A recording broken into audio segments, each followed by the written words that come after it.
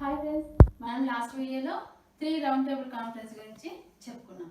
So third round table conference లో ఏం చెప్పారంటే Britishers Indian government 1935 government of India act ని తీసుకొస్తామని చెప్పారు.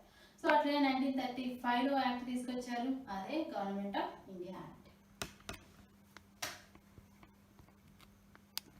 1935 లో ఒక యాక్ట్ తీసుకొచ్చారు, అదే గవర్నమెంట్ ఆఫ్ ఇండియా యాక్ట్, భారత ప్రభుత్వ చట్టం.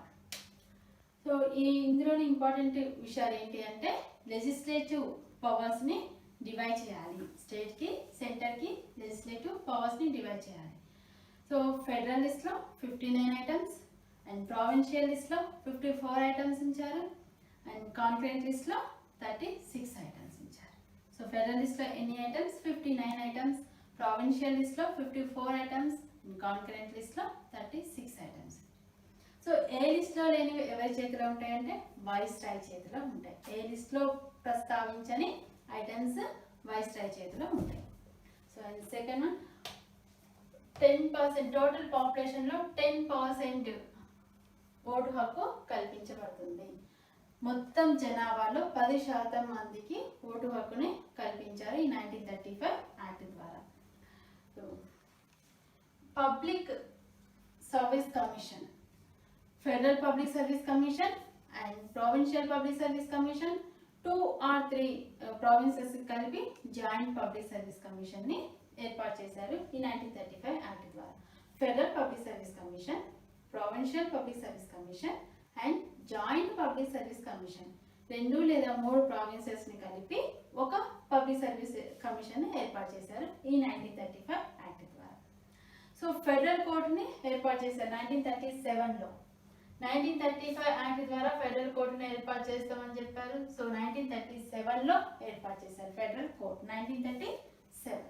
సో బైకామరలిజం ని 6 ప్రావిన్సెస్ లో ఇంట్రడ్యూస్ చేశారు. 6 ప్రావిన్సెస్. సో టోటల్ గా 11 ప్రావిన్సెస్ లో 6 ప్రావిన్సెస్ లో బైకామరలిజం ని ఇంట్రడ్యూస్ చేశారు. 2 సభలు, legislative council, legislative assembly, upper house and lower house, legislative council and legislative assembly. 6 provinces లో 2 సభలు ఉంటాయని చెప్పారు. 6 ప్రావిన్సెస్ ఏంటి? Bombay, Bengal, Bihar, Madras, Assam, United provinces. Bombay, Bengal, Bihar, Madras, Assam, United provinces. 6 provinces లో బైకామరలిజం ని ఇంట్రడ్యూస్ చేశారు. సో 1935 ఈ యాక్ట్ ద్వారా 1937 లో ఎలక్షన్స్ జరిగింది. 1937 లో ఎలక్షన్స్ జరిగినాయి. ఇందులో కాంగ్రెస్ పార్టిసిపేట్ చేసింది 1937 ఎలక్షన్స్ లో. కాంగ్రెస్ మేనిఫెస్టో ఏంటి అంటే పొలిటికల్ ప్రిజనర్స్ ని రిలీజ్ చేస్తాం, జెండర్ అండ్ క్యాస్ట్ డిస్క్రిమినేషన్ లేకుండా అందరికీ ఈక్వల్ రైట్స్ కల్పిస్తాం, అందరినీ ఈక్వల్ గా చూస్తాం. సో లింగ కుల వివక్షత మేము చూపించాం అండ్ వాళ్ళు యూనియన్స్ ని ఫామ్ చేసుకునేటువంటి రైట్స్ ఇస్తామని చెప్పారు. కానీ గాంధీ ఏ పొలిటికల్ మీటింగ్ కి కూడా అటెండ్ అవ్వలేదు. సో కాంగ్రెస్ కి మంచి మెజారిటీ వచ్చింది.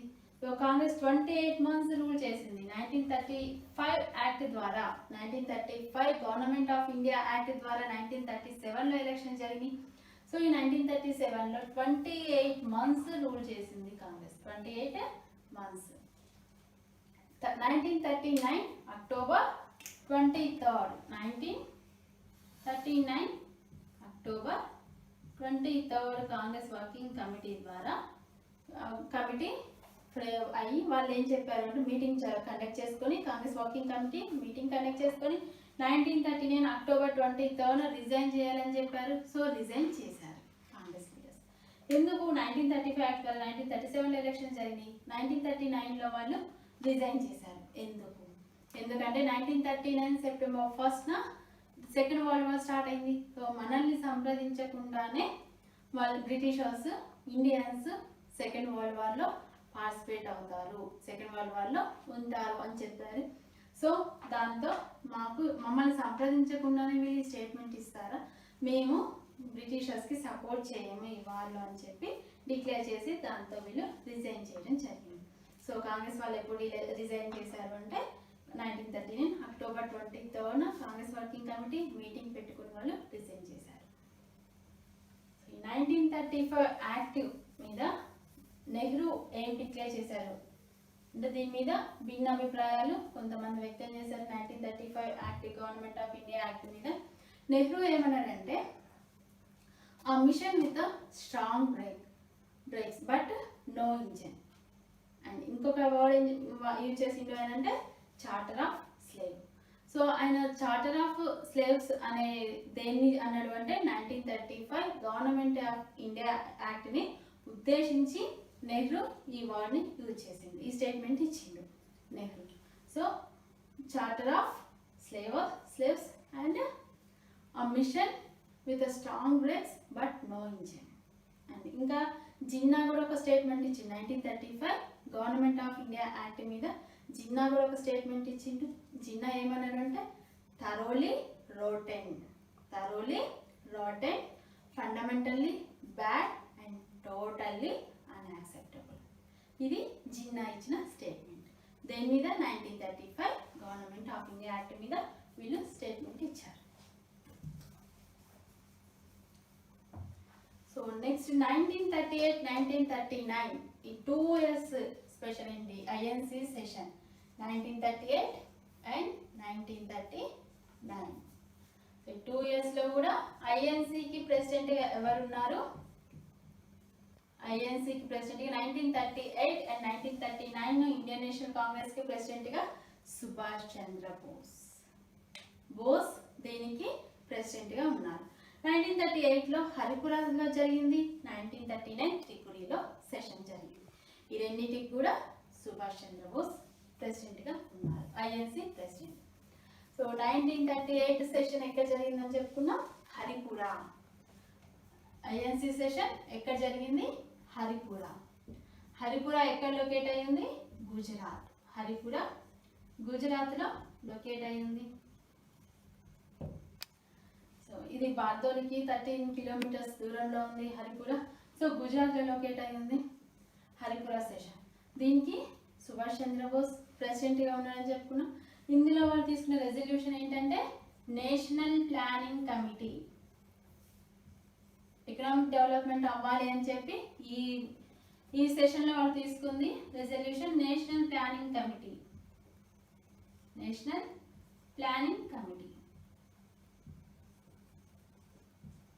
సో ఇదే దేనికి బేస్ అయిందని చెప్పుకోవచ్చు, ప్లానింగ్ కమిషన్. మనకు తెలుసు 5 years ప్లానింగ్ కమిషన్, ప్లానింగ్స్ మనకి పంచవర్ష ప్రణాళికలు వచ్చినాయి అని తెలుసు. మనం వాటిని ఇంప్లిమెంట్ చేసిన తర్వాత ప్లానింగ్ కమిషన్ ఎట్లా చేంజ్ అయింది, నీతి ఆయోగ్ చేంజ్ అయింది. సో దానికి బేస్ ఈ నేషనల్ ప్లానింగ్ కమిటీ అని చెప్పొచ్చు. సో ఇది ఎక్కడ రెజల్యూషన్ తీసుకున్నారు నేషనల్ ప్లానింగ్ కమిటీని అంటే హరిపురా సెషన్లో. ఎవరు అక్కడ ప్రెసిడెంట్ ఉన్నారు?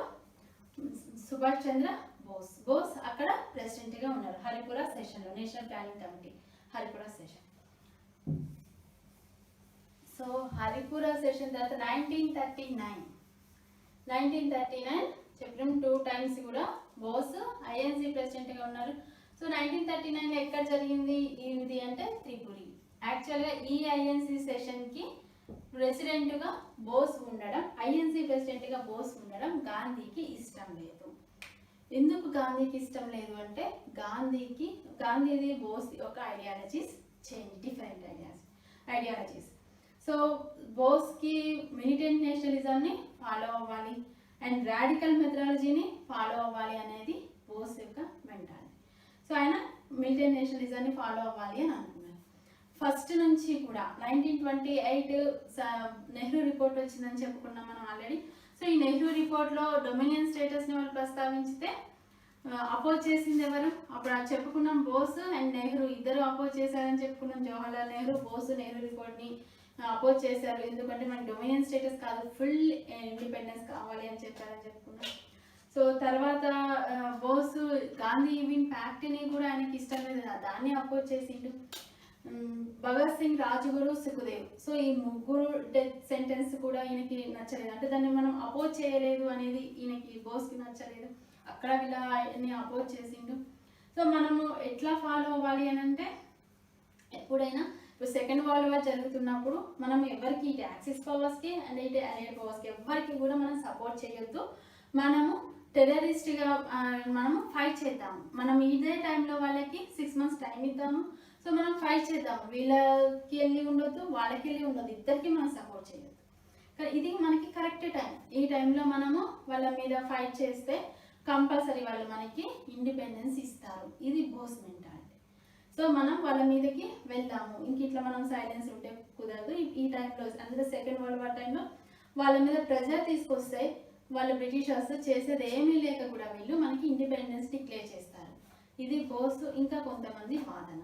సో ఈ ఇద్దరి ఐడియాలజీ ఇక్కడ. కానీ గాంధీ మనకు తెలుసు, ఆయన కంప్లీట్గా అహింస, నాన్ వైలెన్స్ని ఫాలో అవుతారు. సో ఆయన సత్యాగ్రహ, నాన్ వైలెన్స్ వీటిని ఆయన బిలీవ్ చేస్తున్నారు. సో వాటిని ఆయన ఫాలో అవ్వాలనుకున్నారు. నాన్ కోఆపరేషన్ మూవ్మెంట్లో అంటే పీక్ స్టేజ్కి వెళ్ళిన టైంలో కూడా, ఆల్రెడీ మనం చెప్పిన పీక్ స్టేజ్లో ఉన్న టైంలో కూడా చౌరీ చౌరా ఇన్సిడెంట్ జరిగిన వెంటనే ఆయన దాన్ని ఆపవేయడం జరిగింది. అంటే అంతగా బిలీవ్ చేసిండు నాన్ వైలెన్స్ని గాంధీ. సో ఈయనేమో మిలిటెంట్ నేషనలిజంని ఫాలో అవుదాం అనుకున్నాడు బోస్, ఈయనేమో నాన్ వైలెన్స్ని ఫాలో అవుదాం అనుకున్నాడు గాంధీ. సో ఇట్లా వీళ్ళిద్దరి ఐడియాలజీ కూడా డిఫరెంట్ ఉంది. సో ఇక్కడ వీళ్ళకి ఇద్దరికి కూడా పడలేదు, అది ఈయనకి ఇష్టం లేదు. ఇప్పుడు మనం మూమెంట్ స్టార్ట్ చేద్దాం, మాస్ మూమెంట్ అనే బోస్ కొంతమంది వాదన, గాంధీ ఏమో this is not correct time, ఇది కరెక్ట్ టైం కాదు. ఎందుకు అంటే చాలామంది కరప్షన్ అయ్యారు, చాలామంది కాంగ్రెస్ లో కూడా చాలామంది కరప్షన్ అయ్యారు అండ్ కరప్టెడ్ అయ్యారు. అండ్ వాళ్ళు చాలామంది కూడా వాళ్ళు పదవుల కోసం వచ్చిన వాళ్ళు ఉన్నారు అండ్ డిసిప్లిన్ ఫాలో అవ్వట్లేదు. ఇట్లాంటి టైంలో మనం మాస్ మూమెంట్ స్టార్ట్ చేయడం అనేది కరెక్ట్ కాదు అని గాంధీ. ఈయన బోస్ మనం ఈ టైంలో మనం మూమెంట్ చేస్తేనే మనకి ఫ్రీడమ్ వస్తుంది. So militant nationalism, so radical మెథడాలజీని ఫాలో అయింది బోస్, అహింసని ఫాలో అయింది, నాన్ వైలెన్స్ని ఫాలో అయింది గాంధీజీ. సో వీళ్ళిద్దరు ఐడియాలజీ డిఫరెన్స్. బట్ వీళ్ళిద్దరి దగ్గర కూడా ఐడియాలజీ ఒకటి. వీళ్ళిద్దరికి కలిసింది ఏంటి అంటే వీళ్ళిద్దరు కూడా అన్టచబిలిటీ మీద ఫైట్ చేశారు. సుభాష్ చంద్రబోస్ అండ్ గాంధీ ఇద్దరు అన్టచబిలిటీ మీద ఫైట్ చేశారు అండ్ స్త్రీ విముక్తి మీద కూడా ఫైట్ చేశారు వీళ్ళిద్దరు.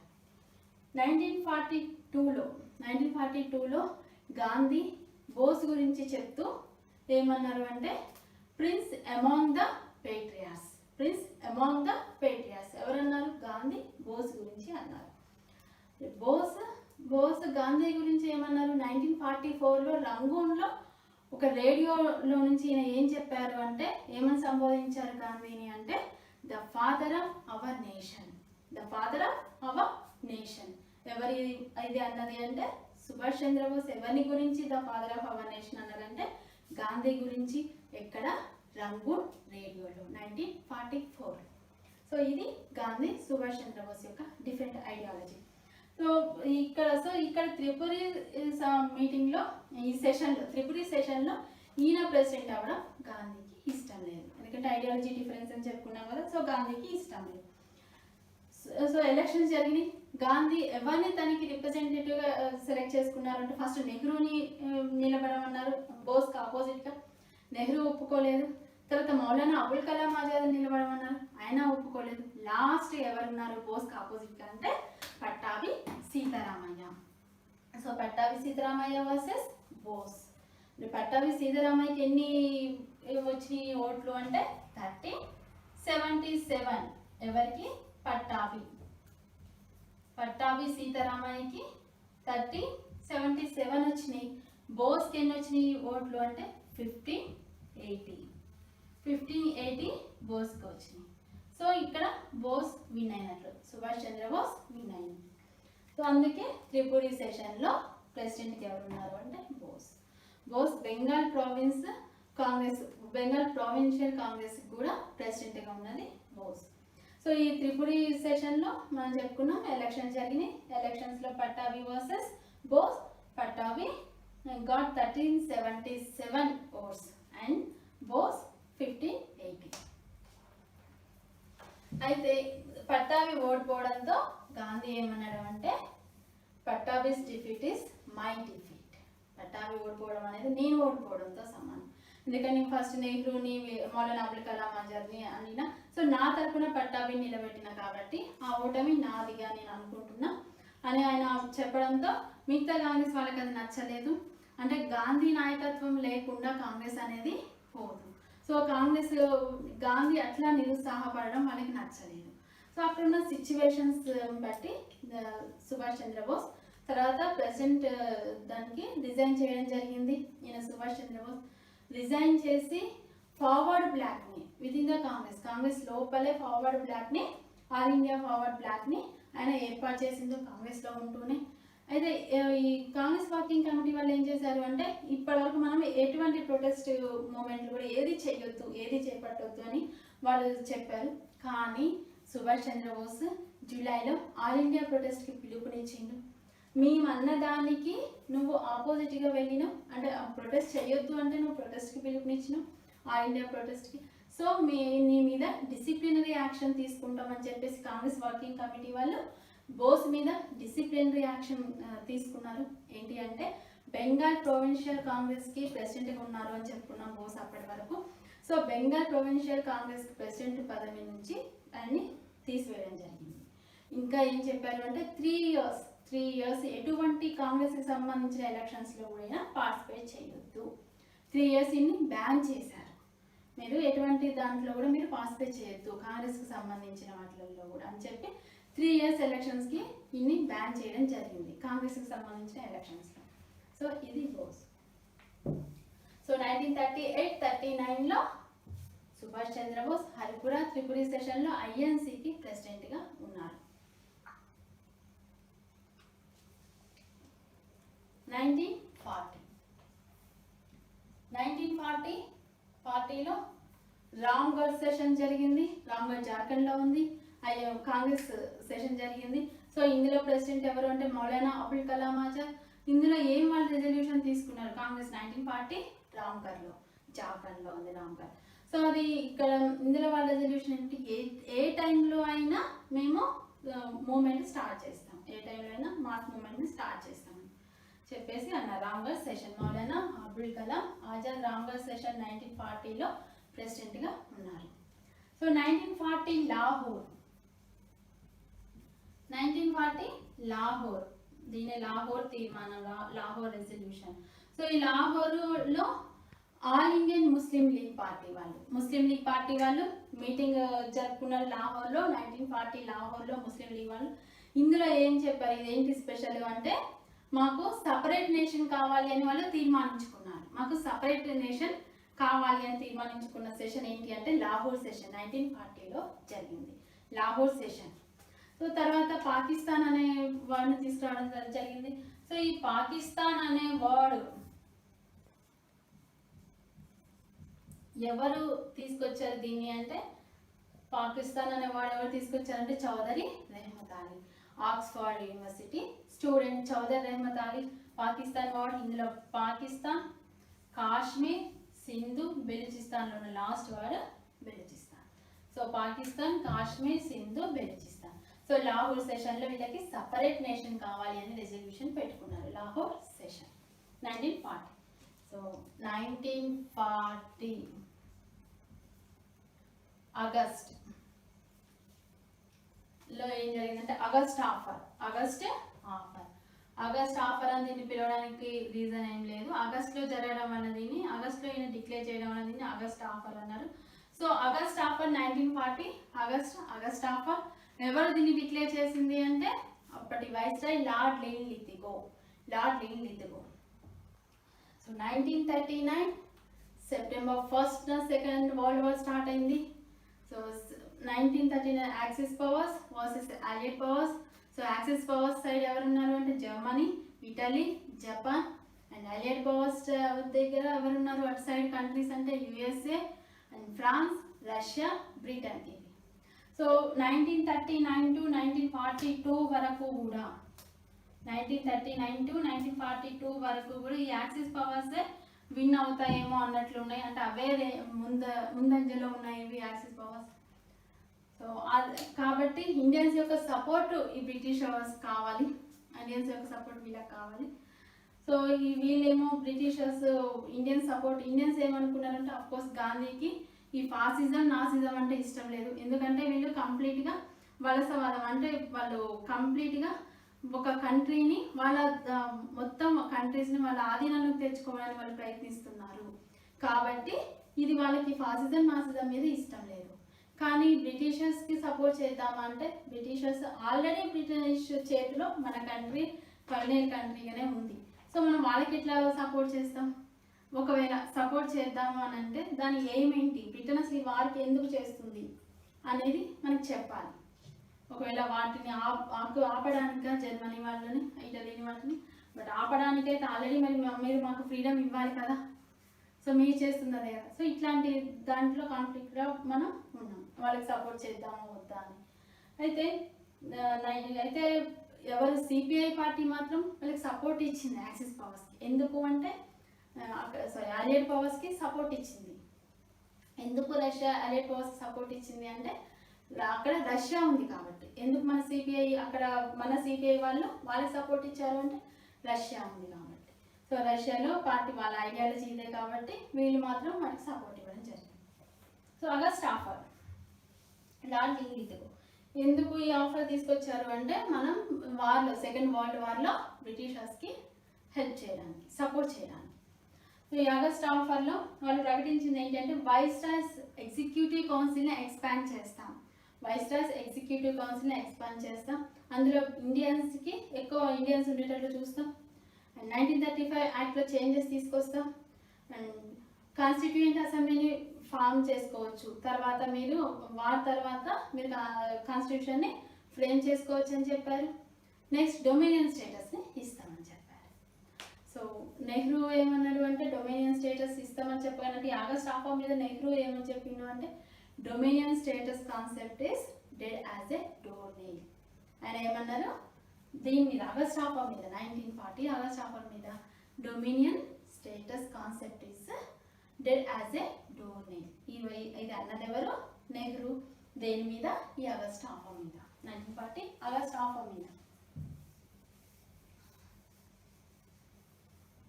సో 1940 ఆగస్ట్ ఆఫర్ ఫెయిల్ అవడంతో ముస్లిం లీగ్ ఎట్లాగో ఒప్పుకోదు. ఎందుకు అంటే వాళ్ళు సపరేట్ నేషనే మాకు కావాలి అని అన్నారు కాబట్టి వాళ్ళు ఒప్పుకోలేదు.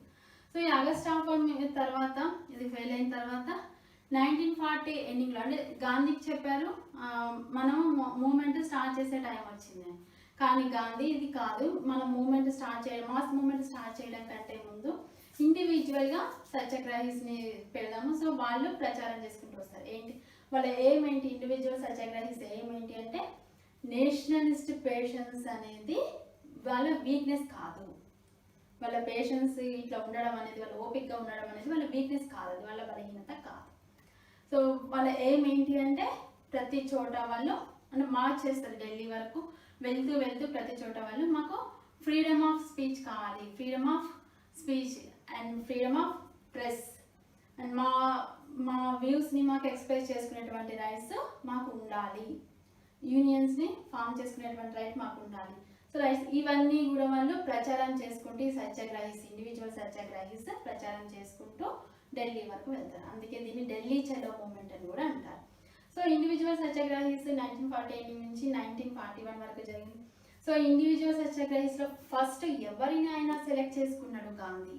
ఇండివిజువల్ సత్యాగ్రహిగా ఎవరిని సెలెక్ట్ చేసుకున్నాడు అంటే ఆచార్య వినోబా భావే.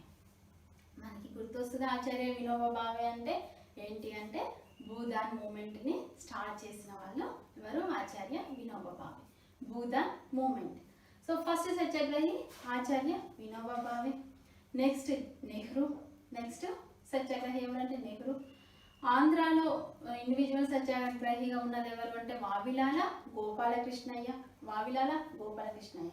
సో మే 1941 వరకు 25,000 సత్యాగ్రహీస్ అయ్యారు. మే 1941 వరకు. సో ఇది ఇండివిజువల్ సత్యాగ్రహీస్. ఇండివిజువల్ సత్యాగ్రహ సక్సెస్ అయింది. సో 1941 డిసెంబర్లో కాంగ్రెస్ మీటింగ్ పెట్టుకుంది. అంటే మనము సెకండ్ వరల్డ్ వార్లో సపోర్ట్ చేయాలా వద్దా అని. సో సపోర్ట్ చేయొద్దు అని. సో ఈ మీటింగ్లో 1941 డిసెంబర్లో కాంగ్రెస్ మీటింగ్లో గాంధీ తన వారసుడిగా ఎవరిని ప్రకటించారు? నెహ్రూని. గాంధీ నెహ్రూని తన వారసుడిగా ప్రకటించారు. రాజ్మోహన్ గాంధీ ఒక బుక్ రాశారు. ఏంటి అంటే the good boat man. Rajmohan Gandhi book the good boat man. So ఈ బుక్లో గాంధీ తన రిప్రజెంటేటివ్గా ఎవరిని ప్రిఫర్ చేశారు అంటే నెహ్రూని. గాంధీ తన రిప్రజెంటేటివ్గా నెహ్రూని ప్రిఫర్ చేశారు అని బుక్లో రాశారు. రాజ్మోహన్ గాంధీ బుక్లో రాశారు ద గుడ్ బోట్మ్యాన్ అనే బుక్లో రాశారు the good boatman. So okay, ఇప్పుడు 1942లో Cripps mission. 1942 Cripps mission. So Britishers మళ్ళీ ఒక మిషన్ని మన దగ్గరికి పంపించారు, అదే క్రిప్స్ మిషన్. 1942 మార్చిలో వచ్చింది క్రిప్స్ మిషన్. సో ఎందుకు ఇది వచ్చింది అంటే అప్పటికి మనం అనుకున్నాం 1939 to 1942 వరకు యాక్సిస్ పవర్సే ముందంజలో ఉన్నాయి, అవే విన్ అవుతాయేమో అని అన్నట్లు ఉన్నాయి. సో అప్పుడు యుఎస్ఏ ఆల్రెడీ జపాన్ చిన్న బర్మా మలయాల్ని ఆక్యుపై చేసింది. సో అది ఇండియాకి కూడా ఇండియాని కూడా అటాక్ చేస్తుందేమో, ఆల్రెడీ బర్మా వరకు వచ్చింది. సో మన ఇండియాని కూడా అటాక్ చేస్తుందేమో అని ఉంది.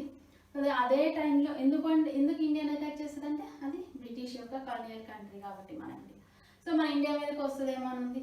అందులో వాళ్ళు ఓడిపోతారేమో అన్నది యాక్సిస్ పవర్స్లో ఉంది. సో కాబట్టి యుఎస్ఏ, ఫ్రాన్స్, రష్యా వీళ్ళు ఏం చేశారు, చర్చిల్ మీద ప్రెజర్ తీసుకొచ్చారు.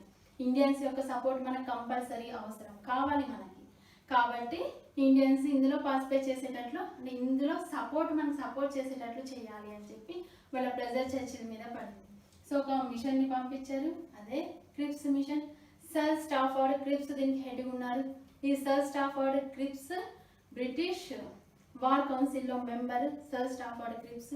సో ఇతను తీసుకొచ్చిన ఆఫర్ ఏంటి, ఇతను తీసుకొచ్చిన ఆఫర్లో కూడా మనకి డొమినియన్ స్టేటస్ ఇస్తాం, యుద్ధం తర్వాత డొమినియన్ స్టేటస్ ఇస్తామని చెప్పారు. నెక్స్ట్ కామన్వెల్త్లో మనం ఫ్రీగా పార్టిసిపేట్ చేయొచ్చు. And international organisation, United Nations and any other international ఆర్గనైజేషన్స్లో కూడా మనం ఫ్రీగా పార్టిసిపేట్ చేయొచ్చు అని చెప్పారు. నెక్స్ట్ కాన్స్టిట్యూషన్ని మీరు యుద్ధం తర్వాత మీరు కాన్స్టిట్యూషన్ని ఫ్రేమ్ చేసుకోవచ్చు. అయితే ఇందులో చెప్పింది ఏంటి అంటే ప్రావిన్సెస్కి నచ్చకపోతే వాళ్ళు జాయింట్ కాన్స్టిట్యూషన్లో ఉండాల్సిన అవసరం లేదు, వాళ్ళు విడివిడిగా కాన్స్టిట్యూషన్ని ఫ్రేమ్ చేసుకోవచ్చు. అంటే దాని అర్థం ఏంటి, సపరేట్ నేషన్కి ఇది బ్లూ ప్రింట్ అని చెప్పవచ్చు. అంటే క్రిప్స్ ఏమన్నారు, మీరు సపరేట్గా కాన్స్టిట్యూషన్ ఫ్రేమ్ చేసుకోవచ్చు అని చెప్పారు. సో ఇట్లా సో ఇది బ్లూ ప్రింట్, మన సపరేట్ నేషన్కి ఇది బ్లూ ప్రింట్గా చెప్పొచ్చు. సో ఇట్లా చెప్పే వరకు డొమినియన్ స్టేటస్ అనేది మాకు వద్దు, మాకు కంప్లీట్ యుద్ధం తర్వాతనే ఇవ్వండి, మాకు కంప్లీట్ ఇండిపెండెన్స్ని ఇవ్వండి మన వాళ్ళు చెప్పింది. సో మాకు కంప్లీట్ ఇండిపెండెన్స్ ఇవ్వండి, మాకు పవర్స్ ఇప్పుడికిప్పుడే మాకు పవర్స్ని ట్రాన్స్ఫర్ చేయండి, ఇది వీళ్ళ వాదన. అప్పటి వరకు మేము మీకు సపోర్ట్ చేయము, అది వీళ్ళ వాదన.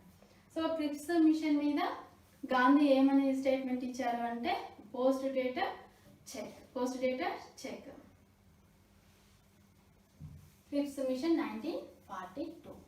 సో క్రిప్స్ మిషన్ ఫెయిల్ అయిన తర్వాత డొమినియన్ స్టేటస్ అన్నారు, మాకు ఇది వద్దు, మేము ఎప్పుడో నెహ్రూ రిపోర్ట్లో కోరుకున్నాం డొమినియన్ స్టేటస్ కావాలి, సో అప్పుడే మాకు ఇప్పుడు వద్దు అని చెప్పేసి వీళ్ళు పోస్ట్ డేటెడ్ చెక్ అని అన్నారు. సో 1942లో మనం మాస్ మూమెంట్ చేసేటువంటి సమయం వచ్చింది అని చెప్పి గాంధీ 1942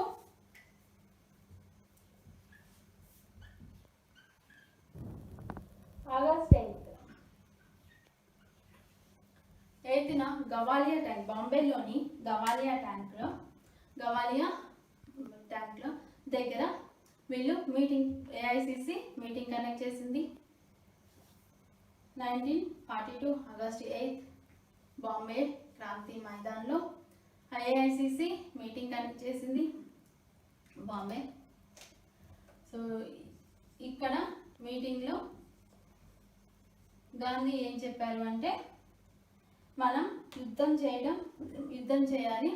సో నేను ఒక మంత్రం చెప్తాను మీకు, ఈ మంత్రాన్ని సక్సెస్ఫుల్గా మీరు ఫాలో అవ్వండి అని ఒక మంత్రం చెప్పారు గాంధీ. అదేంటి ఆ టైంలో ఫేమస్ మంత్ర ఏంటి అంటే 1942 ఆగస్ట్ 8 గవాలియా ట్యాంక్లో బాంబేలో do or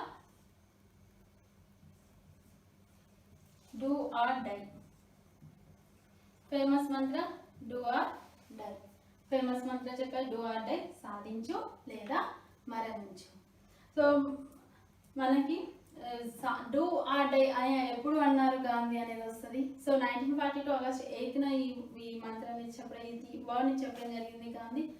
so do or die, ఈ మీటింగ్ చెప్పింది అయితే ఈయన ఈ మీటింగ్లో కొన్ని ఏం చెప్పారు అంటే మనం ఈసారి మూమెంట్ స్టార్ట్ చేద్దాం. మూమెంట్లో ఎప్పుడు కూడా మనం మూమెంట్ స్టార్ట్ చేసినప్పుడు నాన్ కోఆపరేషన్ మూమెంట్ అయినా సివిల్ డిసోబీడియన్స్ మూమెంట్ అయినా వాళ్ళు గవర్నమెంట్ ఎంప్లాయీస్ వాళ్ళు రిజైన్ చేస్తారు. బట్ ఈ మూమెంట్లో మనం రిజైన్ చేయొద్దు.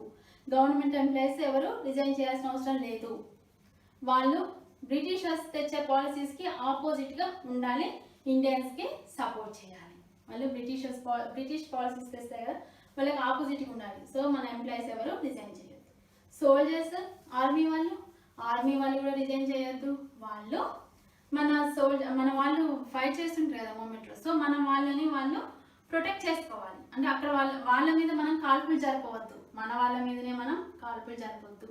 ఆల్రెడీ అప్పుడు వాళ్ళ మీద అంటే ఖాన్ అబ్దుల్ గఫార్ ఖాన్ లీడర్గా ఉన్నప్పుడు వాళ్ళు గహర్వాల్ సైనికుల మీద కూడా అక్కడ ఉన్న ప్రజల మీద జరపమంటే సైనికులు అబ్జెక్షన్ చెప్పారు. సో అంతే ఇప్పుడు కూడా మన ఆర్మీ వాళ్ళు అందులోనే ఉండాలి. వాళ్ళు మన ప్రజల మీద, మన ఇండియన్స్ మీద వాళ్ళు కాల్పులు జరపడం, వాళ్ళ మీద ఎటువంటి హింసాత్మక సంఘటనలు కూడా చేయొద్దు. తర్వాత చెప్పింది ఏంటి అంటే ఈయన ఈ టైంలో చెప్పినటువంటి విషయాలు కాదు. ఆయన స్టూడెంట్స్ ఇందులో పార్టిసిపేట్ చేయమని చెప్పారు. నెక్స్ట్ వాళ్ళు చెప్పిన విషయాల్లో మన వాళ్ళు ఈ సోల్జర్స్ అండ్ ఆర్మీ వాళ్ళు ఇందులో వాళ్ళు రిజైన్ చేయొద్దు అండ్ గవర్నమెంట్ ఎంప్లాయీస్ రిజైన్ చేయొద్దు అని చెప్పారు. సో ఇట్లాంటివి ఈయన జమీందార్స్ వాళ్ళు వాళ్ళకి ఇప్పుడు అంతకుముందు ఎట్లుండేది బ్రిటిషర్స్కి అండ్ పీజన్స్కి మధ్యలో మీడియేటర్స్గా జమీందార్స్ ఉండేవాళ్ళు. ఇప్పుడు ఈ జమీందార్స్ డైరెక్ట్గా పీజన్స్ వీళ్ళే చూసుకోవాలి తప్ప ఈ రెంట్ విషయంలో వాళ్ళు మధ్యలో బ్రిటిషర్స్కి వాళ్ళు మీడియేటర్స్గా ఉండాల్సిన అవసరం లేదు. నెక్స్ట్ ప్రిన్స్లీ స్టేట్స్ ఈసారి వీళ్ళకి సపోర్ట్ చేయాలి. ఎందుకంటే మీరు ఎక్కడి నుండో ఉన్న వాళ్ళు కాదు, మన ఇండియన్స్. సో మీరు ఇండియాలోనే ఉన్నారు కాబట్టి ప్రిన్స్లీ స్టేట్స్ మీ సపోర్ట్ ఎవరికి ఉండాలి, వీళ్ళకే ఉండాలి, అంటే మన ఇండియన్స్కే ఉండాలి. సో ఇది ఆయన ఆ రోజు చెప్పిన విషయాలు. సో ఆయన చెప్పిన తర్వాత అంటే ఇది స్టార్ట్ అవ్వకముందే వెంటనే రాత్రికి రాత్రే బ్రిటిషర్స్ గాంధీని ఇంకా నెహ్రూని ఇంపార్టెంట్ లీడర్స్ అందరినీ అరెస్ట్ చేయడం జరిగింది. సో నెక్స్ట్ అయినా కూడా క్విట్ ఇండియా మూమెంట్ జరిగింది. ఈ క్విట్ ఇండియా మూమెంట్ అనేది this is the last movement. Quit India movement independence కోసం చేసినటువంటి లాస్ట్ మూమెంటే క్విట్ ఇండియా మూమెంట్. మరి నేషనల్ లీడర్స్ అందరినీ అరెస్ట్ చేశారు. ఎవరు ఇందులో కీ రోల్ ప్లే చేశారు? ఎవరు అంటే కామన్ పీపుల్, మామూలు ప్రజలే ఇందులో కీ రోల్ని ప్లే చేశారు. సో ఎటువంటి లీడర్స్ లేకుండా ప్రజలే వాళ్ళు ఓన్గా చేసినటువంటి మూమెంట్ ఏంటి అంటే క్విట్ ఇండియా మూమెంట్. సో వాళ్ళు అరెస్ట్ అయిన తర్వాత జయప్రకాష్ నారాయణ, అరుణ సఫాలి, సుచేత కృపలాని, ఉషా మెహతా, జోషి, సో కొంతమంది లీడర్స్ అంతా కూడా అండర్ గ్రౌండ్లోకి వెళ్ళి వాళ్ళు ఫైట్ చేయడం స్టార్ట్ చేశారు. ఉమెన్స్ కూడా వాళ్ళు ఎక్కువ మొత్తంలో ఈ మూమెంట్లో పార్టిసిపేట్ చేశారు. వాళ్ళ కీ రోల్ని ప్లే చేశారు. ఉషా మెహతా రేడియో కార్యక్రమాల ద్వారా ఆమె అండర్ గ్రౌండ్లో ఉండి రేడియో కార్యక్రమాలు నడిపింది. సో నేషనలిస్ట్ వాళ్ళు చాలా మంది కూడా ఆ రేడియో ద్వారా వాళ్ళు జాతీయ గీతాలు పాడడం, ప్రజలను ఉత్తేజపరచడం ఆ రేడియో ద్వారా చేశారు. వాళ్ళు జాతీయ గీతాలు, జాతీయ భావం అనేది వాళ్ళు చేశారు ఆ టైంలో. నెక్స్ట్ అరుణ సఫాలి, ఆమె ఫైట్ చేశారు. అరుణ సఫాలి ఇండిపెండెన్స్ వచ్చిన తర్వాత ఢిల్లీ ఫస్ట్ మేయర్ ఎవరు అంటే అరుణ సఫాలి. సో ఈమె ఆ టైంలో హీరోని ప్లే చేశారు. సో గవర్నమెంట్ ఈ టైంలో police lathi charge, tear gas, so అట్లా మొత్తం చాలా క్రూయల్గా యాక్షన్స్ తీసుకుంది గవర్నమెంట్ బ్రిటిషర్స్. అయినా కూడా వీళ్ళు ఫైట్ చేయడం జరిగింది. సో ప్యారలల్ గవర్నమెంట్ని కూడా వీళ్ళు రన్ చేశారు ఆ టైంలో. ప్యారలల్ గవర్నమెంట్ యూపీలోని బల్దియాలో చిట్టు పాండే అనే అతను ఆయన ఓన్గా గవర్నమెంట్ని రన్ చేసిండు. అండ్ బెంగాల్ మిడ్నాపూర్ డిస్టిక్లో తమ్లుక్లో ప్యారలల్ గవర్నమెంట్ని రన్ చేశారు. అండ్ ప్రతి circle was organised by YV Chavan. So ఇట్లా ప్రతి దాంట్లో కూడా అంటే ప్యారలల్ గవర్నమెంట్ కూడా ఈ టైంలో రన్ అయింది. క్విట్ ఇండియా మూమెంట్లోనే ప్యారలల్ గవర్నమెంట్ని రన్ చేశారు. సో ఇట్లా క్విట్ ఇండియా మూమెంట్ని చాలా సక్సెస్ఫుల్గా కామన్ పీపులే చేయడం జరిగింది. సో చాలా ఉధృతంగా స్టూడెంట్స్ పార్టిసిపేట్ చేశారు, ఉమెన్స్ పార్టిసిపేట్ చేశారు. సో ప్రతి ఒక్కళ్ళు కూడా ఇందులో పార్టిసిపేట్ చేసి దీన్ని సక్సెస్ చేశారు. క్విట్ ఇండియా మూమెంట్ అంటే ప్రతి ఒక్కళ్ళు పార్టిసిపేట్ చేశారు. దీన్ని అణచడానికి క్రూయల్ యాక్షన్స్ తీసుకున్నారు Britishers. So 1942 quit India movement, this is the last movement. for independence. Okay, so quit India 1944లో గాంధీని రిలీజ్ చేశారు. గాంధీని అరెస్ట్ చేశారు అనుకున్నాం కదా 42లో, సో 44లో రిలీజ్ చేశారు. సో నెక్స్ట్ మనం వేరే టాపిక్తో వద్దాం. Thank you, bye. Hello friends, మనం లాస్ట్ వీడియోలో 1942 క్విట్ ఇండియా ఉద్యమం గురించి చెప్పుకున్నాం. Quit India movement in 1942. ఇప్పుడు దాని కంటిన్యూషన్ మోడర్న్ ఇండియన్ హిస్టరీలో లాస్ట్ పార్ట్. 1943లో ఫెమైన్ వచ్చింది. 1943 ఫెమైన్ వచ్చింది. ఎక్కడెక్కడ ఎఫెక్టెడ్ ఏరియాస్ ఏంటి అంటే south west Bengal, Dhaka, Faridpur, Tippera and Noakhali. So ఈ ఏరియాస్లో ప్రజలు చాలా ఇబ్బంది పడ్డారు. దీనివల్ల నియర్లీ 1.5 to 3 million పీపుల్ చనిపోయారు ఈ ఫెమైన్ వల్ల. సో ఇది ఎందుకు వచ్చింది? యాక్చువల్గా ఇది మ్యాన్ మేడ్. ఎందుకు ఇది వచ్చింది అంటే మనకు తెలుసు, సెకండ్ వరల్డ్ వార్ 1939 to 1945 వరకు సెకండ్ వరల్డ్ వార్ జరిగింది. సో ఈ సెకండ్ వరల్డ్ వార్లో ఆర్మీకి కావాల్సినటువంటి మొత్తం ఫుడ్ ఐటమ్స్ అన్నీ కూడా ఇక్కడ నుంచే తీసుకెళ్ళి ఇచ్చేవాళ్ళు బ్రిటిషర్స్. సో వాళ్ళకి సరిపోయిన దానికంటే కూడా ఎక్కువగా ఫుడ్ సంబంధించిన ఐటమ్స్ అన్నీ కూడా, ఆహార పదార్థాలన్నీ కూడా ఇక్కడ నుంచి సరఫరా చేసేవాళ్ళు. సో ఇక్కడ వీళ్ళకి ఆహార కొరత అనేది స్టార్ట్ అయింది. అంటే Burma and south east Asia నుంచి ఎప్పుడు మనం రైస్ని ఇంపోర్ట్ చేసుకునేవాళ్ళం. కానీ సెకండ్ వరల్డ్ వార్ వల్ల అక్కడ నుంచి మనం రైస్ని ఇంపోర్ట్ చేసుకునేటువంటి పరిస్థితి లేకుండా పోయింది. దానితో ఇక్కడ ఆహార పదార్థాల కొరత చాలా ఉంది. ఎట్లా అంటే రోడ్ల మీద కూడా చాలా మంది చనిపోయారు. అంతే చాలా డిసీజెస్ కూడా ఆ టైంలో స్ప్రెడ్ అయినాయి. మలేరియా, కలరా, స్మాల్ పాక్స్ లాంటి డిసీజెస్ కూడా ఆ టైంలో స్ప్రెడ్ అయినాయి.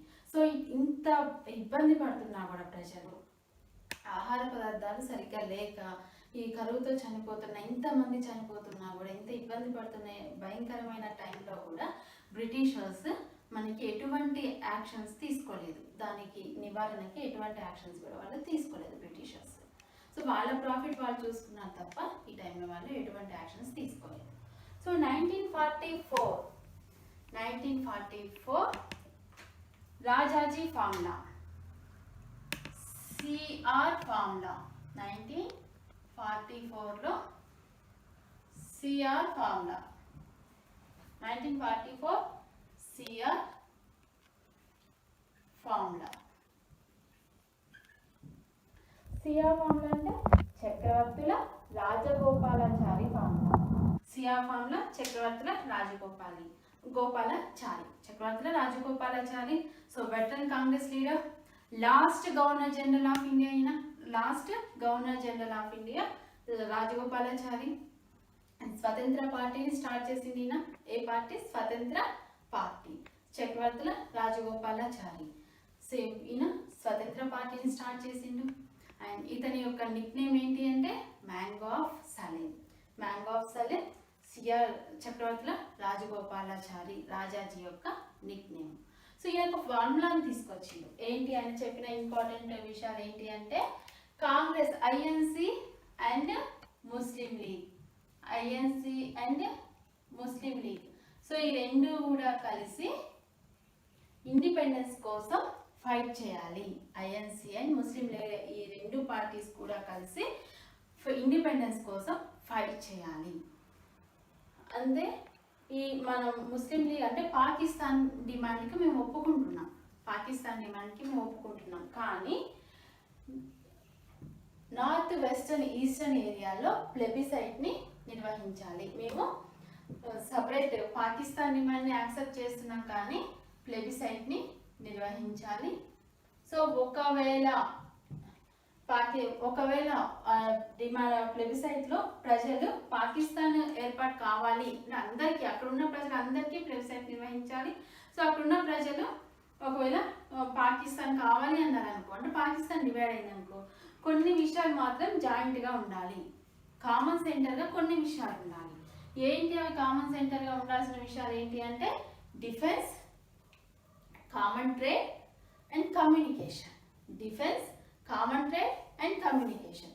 సో ఈ defence, common trade, communication, defence, common trade, communication, so ఈ మూడు కూడా కామన్గా జాయింట్గా ఉండాలి. పాకిస్తాన్ అండ్ ఇండియా రెండింటికి కూడా ఈ మూడు జాయింట్గా ఉండాలి. ఇవి ఆయన చెప్పిన formula. So INC and Muslim league independence కోసం మనం ఫైట్ చేద్దాం. పాకిస్తాన్ కావాలంటే నార్త్ ఈస్టర్న్ ఏరియాలో ప్లెబిసైట్ నిర్వహిద్దాం. ఒకవేళ అందులో పాకిస్తాన్ ఫామ్ చేయాలి అని ఉంటే మాత్రం మనం జాయింట్గా వీటిని మాత్రం మనం defence, common trade and communication వీటిని మనం జాయింట్గా ఏర్పాటు చేసుకున్నాం. ఇది రాజాజీ ఫార్ములా. సో దీన్ని గాంధీ యాక్సెప్ట్ చేసిండు. బట్ జిన్నా యాక్సెప్ట్ చేయలేదు. ఎందుకు యాక్సెప్ట్ చేయలేదు అంటే ఈయన మేము ప్లెబిసైట్, మాకు అసలు సపరేట్ నేషన్ కావాలి, 2 నేషన్ థియరీ చెప్పింది, మాకు సపరేట్ నేషన్ కావాలి. సో మేము ప్లెబిసైట్ నిర్వహించితే లేదు, ప్లెబిసైట్ నిర్వహిద్దాం కానీ అందరికీ కాదు. ఇప్పుడు ఫర్ ఎగ్జాంపుల్ పంజాబ్ తీసుకున్నాం, బెంగాల్ తీసుకున్నాం, హిందువులు ఉన్నారు, పంజాబ్ సిక్కులు ఉన్నారు, ముస్లిమ్స్ ఉన్నారు. సో ముస్లిం మెజారిటీ ఎక్కువ ఉన్నప్పుడు వీళ్ళు కూడా ఉన్నారు. కాబట్టి మనం ఎట్లా అందరినీ కలిపి మనం ప్లెబిసైట్ చేద్దాం. సో మేము దీనికి యాక్సెప్ట్ చేయము అని జిన్నా యాక్సెప్ట్ చేయలేదు. అందులో ఇంకా ఏం చెప్పిన జాయింట్గా కొన్ని ఉండాలి, మాకు సపరేట్ నేషన్ కావాలనుకున్నాం. సో అందులో మేము జాయింట్గా కొన్ని ఉండాలి అని చెప్పారు కదా, మేము దానికి యాక్సెప్ట్ చెయ్యం. సో అట్లా జిన్నా దీన్ని యాక్సెప్ట్ చేయలేదు. వీర్ సావర్కర్ కూడా ఈ రాజాజీ ఫార్ములాకి ఒప్పుకోలేదు. సో ఇది విఫలమైంది. గాంధీ యాక్సెప్ట్ చేసిండు దీన్ని, కాకపోతే జిన్నా యాక్సెప్ట్ చేయలేదు. So 1944 Rajaji formula. And next 1945లో Desai Liaquat pact. Desai Liaquat pact 1945 Desai Liaquat pact. So CR formula విఫలం అవడంతో Desai, Bhulabhai Desai and Liaquat Ali. So Muslim లీగ్లో మెయిన్ లీడర్ జిన్నాతో చర్చలు విఫలమైనవి. So second important leader Liaquat అలీని పిలిచారు. సో ఇందులో భూలుభాయ్ దేశాయ్ అండ్ లియాఖత్ అలీ 1940లో ప్యాక్ చేసుకున్నారు. ఏంటి ఇందులో ఉన్నటువంటి ఇంపార్టెంట్ విషయాలు ఏంటి అంటే, మనము ముస్లిం లీగ్ అండ్ ఐఎన్సీ కలిసి కొలీషన్ గవర్నమెంట్, మనం కలిసి ప్రొవిజనల్ గవర్నమెంట్ని మనం ఫామ్ చేసుకుందాం. ప్రొవిజనల్ గవర్నమెంట్ని ఐఎన్సీ అండ్ ముస్లిం లీగ్ కలిసి ప్రొవిజనల్ గవర్నమెంట్ని ఫామ్ చేద్దాం. సో ఈ సెంట్రల్ లెజిస్లేటర్లో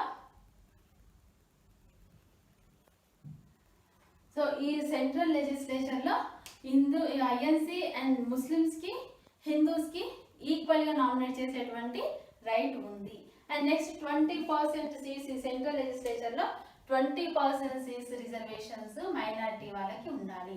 సో ఈ పాయింట్స్ డిస్కషన్ చేయడం జరిగింది. కోalition గవర్నమెంట్ని ఫామ్ చేయాలి, ఐఎన్సీ అండ్ ముస్లిం లీగ్ కలిసి ఫామ్ చేద్దాము. హిందూస్ అండ్ ముస్లిమ్స్కి ఈక్వల్గా సెంట్రల్ లెజిస్లేచర్లో నామినేట్ చేసేటువంటి రైట్స్, అక్కడ ఉన్నటువంటి నామినేట్ చేసే రైట్స్ ఇద్దరికి కూడా ఈక్వల్గా ఉంటుంది.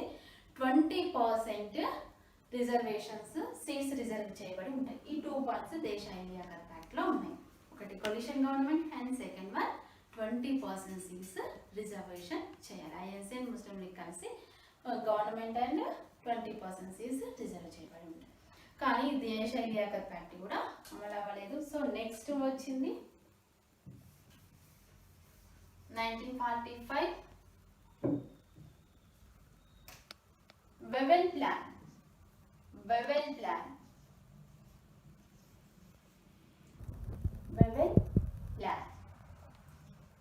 సో ఎవరి వెవెల్? వైస్రాయ్, అప్పటి వైస్రాయ్ వెవెల్. సో ఈ వెవెల్ 1943లో ఎవరి ప్లేస్లో వైస్రాయ్ వచ్చిండు ఈయన అంటే 1943 మనకు తెలుసు. 1942 quit India movement and 1942 Cripps mission అప్పుడు మనము చెప్పుకున్నాం. అప్పుడు viceroy lord Linlithgow. 1940 August offer మనకి ఇచ్చింది, ఆ టైంలో ఉన్నది లార్డ్ లీన్ లితుగో. సో 1943లో లార్డ్ లీన్ లితుగోని రీప్లేస్ చేసి వైస్రాయ్ వచ్చింది వెవెల్ వచ్చింది. సో ఈ వెవెల్ ప్లాన్లో ఏంటి అంటే ఈయన 21 లీడర్స్ ఇన్వైట్ చేసి సిమ్లాలో ఈయన ప్లాన్ని ప్రకటించడం జరిగింది. సో అందుకే దీన్ని సిమ్లా ప్లాన్ అని కూడా అంటారు. Wavell plan or Simla plan 1945. So ఇందులో ఏంటి ఇంపార్టెంట్ అంటే వైస్రాయ్ ఎగ్జిక్యూటివ్ కౌన్సిల్లో viceroy and commander in chief, viceroy and commander in chief తప్ప మిగతా అందరూ ఇండియన్స్ ఉంటారు. సో అందులో 6 మెంబర్స్ ముస్లిమ్స్కి కేటాయిస్తాం. అందులో 6 మెంబర్స్ ముస్లిమ్స్ ఉంటారు. So viceroy, commander in chief తప్ప మిగతా అందరూ కూడా ఇండియన్స్ ఉంటారు. అందులో 6 మెంబర్స్ ముస్లిమ్స్ ఉంటారు. అండ్ నెక్స్ట్ వన్, కాన్స్టిట్యూయెంట్ అసెంబ్లీని ఏర్పాటు చేసుకోవచ్చు. తర్వాత 1935 యాక్ట్ ప్రకారం ప్రొవిజనల్ గవర్నమెంట్ని ఫామ్ చేసుకోవచ్చు. గవర్నమెంట్ని ఫామ్ చేసుకునే రైట్స్ ఉన్నాయి. అండ్ కాన్స్టిట్యూయెంట్ అసెంబ్లీని ఫామ్ చేసుకోవచ్చు. అండ్ వైస్రాయ్కి వీటో హక్కు ఉంటుంది. సో వీళ్ళ ఇక్కడ ఉన్నటువంటి మినిస్టర్స్ హెల్ప్ తోటి వైస్రాయ్ వీటో రైట్ని యూటిలైజ్ చేసుకోవచ్చు. సో ఇవి బెవెల్ ప్లాన్లోని ఇంపార్టెంట్ విషయాలు. సో ఏంటి, first viceroy and commander in chief తప్ప మిగతా అందరూ కూడా ఇండియన్స్ ఉంటారు. అయితే 6 మెంబర్స్ ముస్లిమ్స్కి మనం కేటాయించినామని చెప్పినాం కదా. సో అందులో గాంధీ ఏం చెప్పిండు అంటే, జాకీర్ హుస్సేన్, ముస్లిమ్స్ అంటే ముస్లిం లీగ్ నుంచే ఎలక్ట్ అవ్వాలి అనే రూల్ లేదు. సో జాకీర్ హుస్సేన్ ఇందులో ఎలక్ట్ చేద్దామని గాంధీ అభిప్రాయపడ్డాడు. కానీ జిన్నా ఏమన్నాడు అంటే, ముస్లిమ్స్ రిజర్వేషన్ అంటే ముస్లిమ్స్ అంటే ముస్లిం లీగే అని జిన్నా అన్నాడు. సో ఇవి కూడా బెవెల్ ప్లాన్ కూడా సక్సెస్ అవ్వలేదు. అండ్ నెక్స్ట్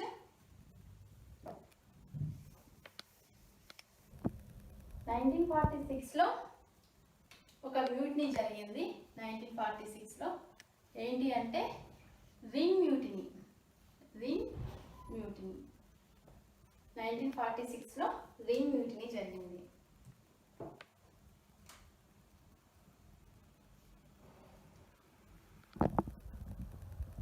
బాంబేలో royal Indian navy mutiny.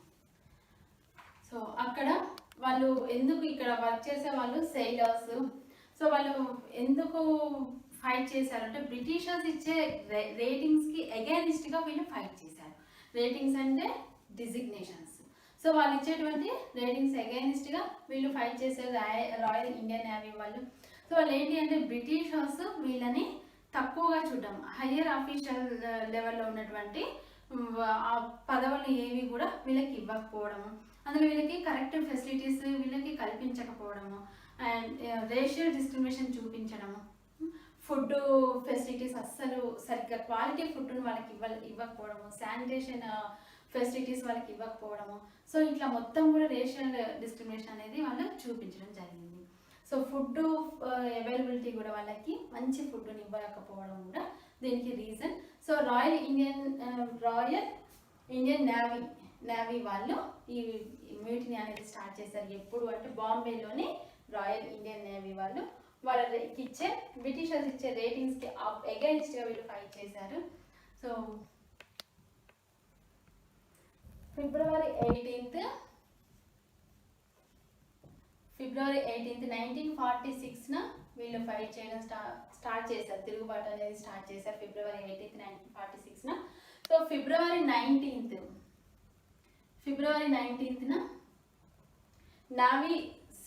Navy central strike కమిటీని ఫామ్ చేసుకున్నారు.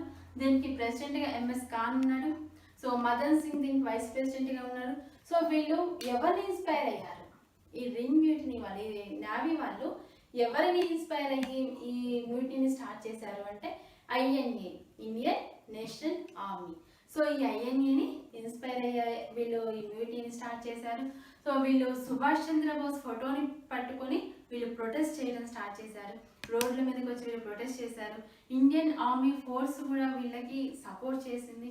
అండ్ వాళ్ళకి ప్రతి ఒక్కళ్ళు కూడా వీళ్ళకి సపోర్ట్ చేయడం జరిగింది. గోకా రెజిమెంట్స్ వాళ్ళు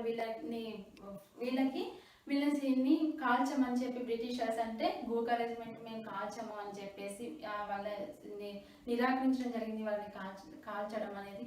సో ఇట్లా వీళ్ళు ప్రొటెస్ట్ చేయడం జరిగింది. ఎవరైనా బ్రిటిష్ వాళ్ళు కనిపిస్తే, మెన్ ఆర్ ఉమెన్ ఎవరు కనిపించినా కూడా జై హింద్ అనే స్లోగన్స్ వీళ్ళు ఇచ్చారు.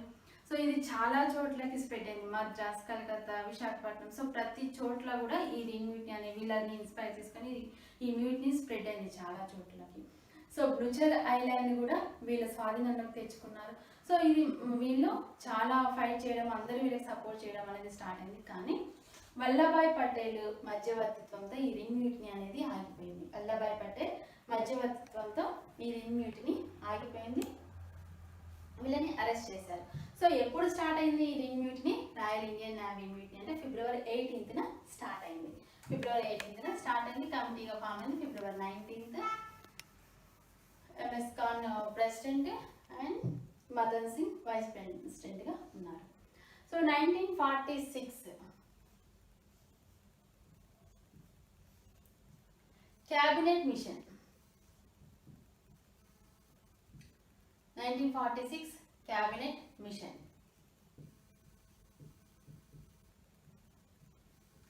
1945లో బ్రిటన్లో 1945 September 2 second world war end అయింది.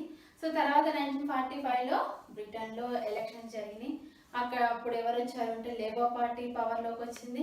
సో క్లెమెంట్ అట్లీ ప్రైమ్ మినిస్టర్గా ఉన్నారు. సో క్లెమెంట్ అట్లీ ఏమని అనౌన్స్ చేశారంటే హై లెవెల్ మిషన్ని మీకు పంపిస్తామని చెప్పి అనౌన్స్ చేయడం జరిగింది. సో 1946లో 3 క్యాబినెట్ మినిస్టర్స్ తోటి మనకి మిషన్ని పంపించారు. అందులో ఎవరు అంటే మెయిన్ ఉన్నది అంటే Pethick Lawrence, sir Stafford Cripps. Pethick Lawrence ఎవరు? Indian secretary of state. Pethick Lawrence Indian secretary of state. And Cripps, so Stafford Cripps మనకు తెలుసు 1942లో క్రిప్స్ మిషన్ వచ్చింది. సో అది డొమినియన్ స్టేటస్ మనకి ఇస్తామని చెప్పింది. దాన్ని పోస్ట్ డేటెడ్ చెక్ అని చెప్పి గాంధీ దాన్ని అన్నారు. Post dated check drawn on failing bank అని చెప్పి ఆయన చెప్పడం జరిగింది. సో మనకి తెలుసు క్రిప్స్ మిషన్ 1942లో వచ్చింది. సో అట్లా స్టాఫర్డ్ క్రిప్స్. సో నెక్స్ట్ వచ్చింది A V Alexander. So Pethick Lawrence, sir Stafford Cripps and A V Alexander. Pethick Lawrence, sir Stafford Cripps, A V Alexander. So ఈ 3 క్యాబినెట్ మినిస్టర్స్ మన దగ్గరకు వచ్చారు. ఇప్పుడు మార్చ్ 24 1946న ఇండియాకి వచ్చారు. వచ్చి అందరినీ అంటే ఇక్కడ ఇండియన్స్ ఉన్న అందరినీ కూడా ఐఎన్సి అండ్ ముస్లిం లీగ్ అందరినీ కూడా వీళ్ళు గ్యాదర్ చేసుకొని మీకు ఇండియన్ గవర్నమెంట్ ఇస్తే ఎట్లా ఇవ్వాలి, లేదా పవర్స్ ఎట్లా మేము మీకు ట్రాన్స్ఫర్ చేయాలి, లేదు కాన్స్టిట్యూంట్ అసెంబ్లీని ఎట్లా మీరు ఫ్రేమ్ చేసుకుంటారు, వీటి గురించి డిస్కస్ చేసుకోవడానికి అందరినీ సంప్రదించారు. కానీ ఏది కూడా వాళ్ళకి కన్క్లూజన్ రాలేదు. సో వీళ్ళే ఒక ప్లాన్ని చెప్పడం జరిగింది. సో అది క్యాబినెట్ మిషన్ ప్లాన్. ఏంటి వీళ్ళు చెప్పినది అంటే 3 స్టేట్ ఫార్ములాని తీసుకొచ్చారు. Cabinet mission 3 state formula. 3 state formula అంటే గ్రూప్ ఏ ప్రావిన్సెస్ని group A, group B, group సిగా డివైడ్ చేశారు. సో గ్రూప్ ఏలో ఉన్న స్టేట్స్ ఏంటి? Group A, group B, group C. Group ఏలో ఉన్న states Madras, Bombay, Bihar, Orissa, central provinces. Madras, Bombay, Bihar, Orissa, central provinces, UP. ఇవి గ్రూప్ ఏలో ఉన్నాయి. గ్రూప్ బిలో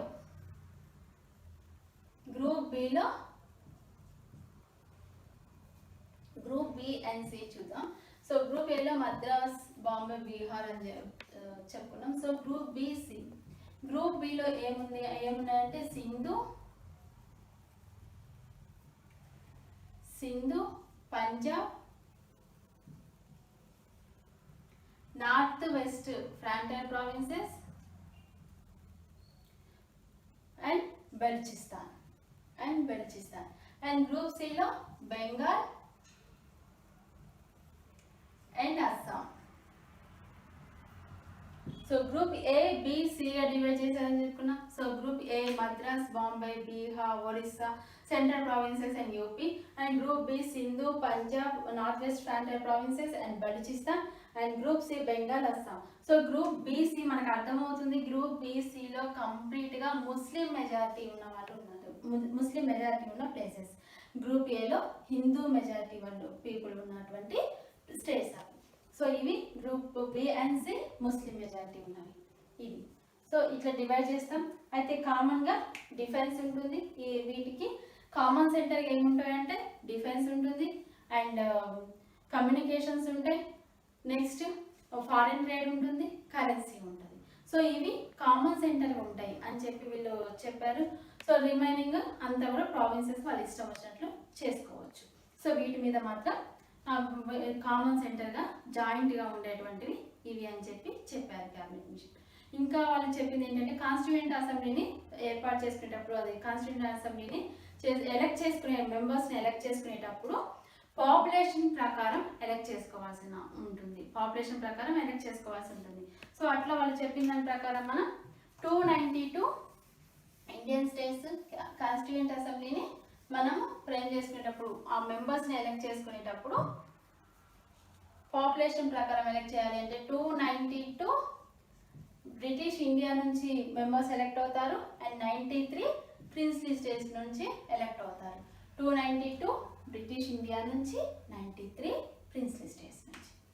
సో ఇది వీళ్ళు కాన్స్టిట్యూయెంట్ అసెంబ్లీ ఏర్పాటు చేసుకోవచ్చు. ఇంకొక విషయం ఏం చెప్పారు అంటే కామన్వెల్త్లో ఒకవేళ ఇండియా ఇష్టమైతే ఉండొచ్చు, లేకపోతే వెళ్ళొచ్చు, బయటకి రావచ్చు కామన్వెల్త్ నుంచి. సో ఇది క్యాబినెట్ మిషన్ నుంచి ఉన్నటువంటి ఇంపార్టెంట్ విషయాలు.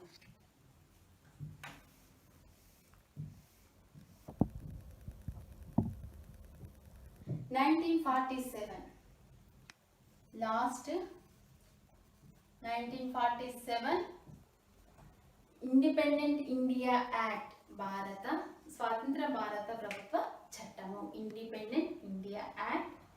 అండ్ మౌంట్ బాటన్ ప్లాన్ అంటారు దీన్ని, అండ్ డిక్కీ బర్డ్ ప్లాన్ అంటారు, Dickie Bird plan. So February 20, 1947 February 20న అట్లీ ప్రకటించి అనౌన్స్ చేసిండు. 1948 జూలై 30 వరకు, జూన్ 30 వరకు, 1948 జూన్ 30 వరకు మీకు ఇస్తామని చెప్పేసి, మీకు ఫ్రీడమ్ ఇస్తామని. కాకపోతే అంతకంటే ముందే మనకి ఫ్రీడమ్ ఇవ్వడం జరిగింది.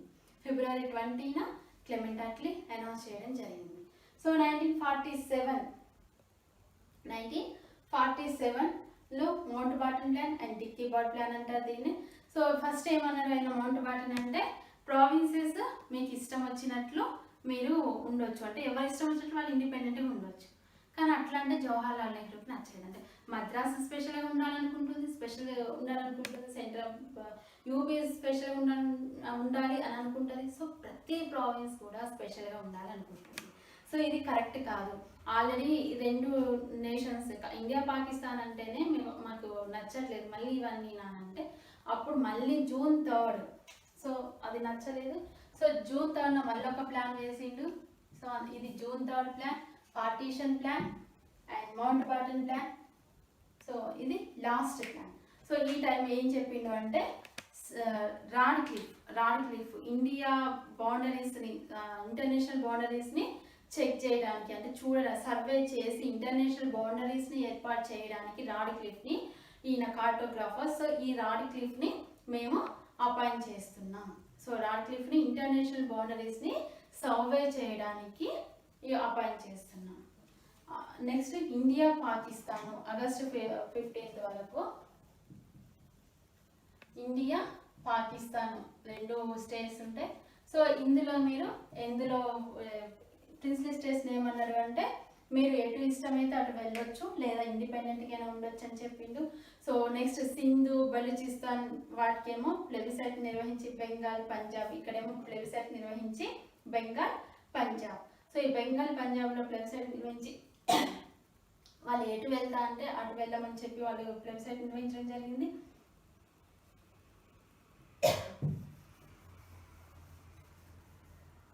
సో ఇందులో ట్రావెన్కోర్ ఎక్కడికి సింధు పాక్లో జాయిన్ అయింది. అండ్ నెక్స్ట్ బెలూచిస్తాన్ పాకిస్తాన్లో జాయిన్ అయింది.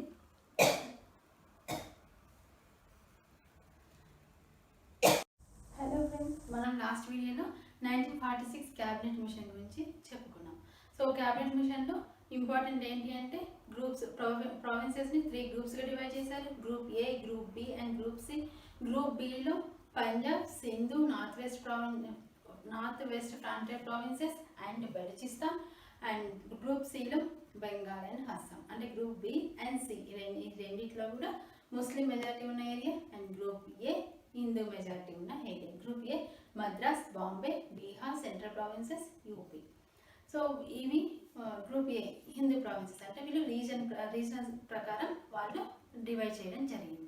అండ్ నెక్స్ట్ కాన్స్టిట్యూయెంట్ అసెంబ్లీని ఎలక్ట్ చేసుకోవాలి, అక్కడ ఉన్న మెంబర్స్ని ఎలక్ట్ చేసుకోవాలి అంటే పాపులేషన్ ప్రకారం ఎలక్ట్ చేసుకోవాలని చెప్పారు. దీని ప్రకారం బ్రిటిష్ ఇండియా నుంచి 292 మెంబర్స్ని అండ్ ప్రిన్స్లీ స్టేట్స్ నుంచి 93 మెంబర్స్ని ఎలెక్ట్ చేసుకోవాలని చెప్పారు. కామన్వెల్త్లో ఇండియన్స్ ఉండొచ్చు ఉండకపోవచ్చు వాళ్ళ ఇష్టం అని చెప్పారు క్యాబినెట్ మిషన్. ఇందులో మెయిన్ ఇంకా ఏంటి అంటే పార్టీషన్ని వీళ్ళు యాక్సెప్ట్ చేయలేదు. పార్టీషన్ అనేది అంత అవసరమేం కాదు అని చెప్పారు. సో పార్టీషన్ని వీళ్ళు యాక్సెప్ట్ చేయలేదు. సో వీళ్ళు పార్టీషన్ యాక్సెప్ట్ చేయకపోయేసరికి పాకిస్తాన్ మన ముస్లిం లీగ్ వాళ్ళు ఏం చేశారంటే 1946 ఆగస్టు 16న డైరెక్ట్ యాక్షన్ డే ప్రత్యక్ష చర్య దినాన్ని జరుపుకున్నారు. 1946 August 16th direct action day ప్రత్యక్ష చర్య దినము. సో ఈరోజు వీళ్ళు ఏమనుకున్నారు అంటే మనము ఫైట్ చేయకపోతే ఐఎన్సి ముస్లిం స్పెషల్ పాకిస్తాన్ సపరేట్ స్టేట్ నేషన్కి ఒప్పుకోదు ఐఎన్సి. సో మనం ఫైట్ చేయాల్సిందే అని వీళ్ళు ఫైట్ చేశారు. సో డైరెక్ట్ యాక్షన్ డే ప్రత్యక్ష చర్య దినం ఆగస్ట్ 16th జరుపుకున్నారు. కానీ ఈ టైంలో మతపరమైనటువంటి గొడవలు అయ్యి చాలామంది చనిపోయారు. మతపరమైన గొడవలు అయ్యి ఈ డైరెక్ట్ యాక్షన్ డే టైంలో 16 to 19 మధ్యలో చాలామంది చనిపోవడం జరిగింది. సో 1946 సెప్టెంబర్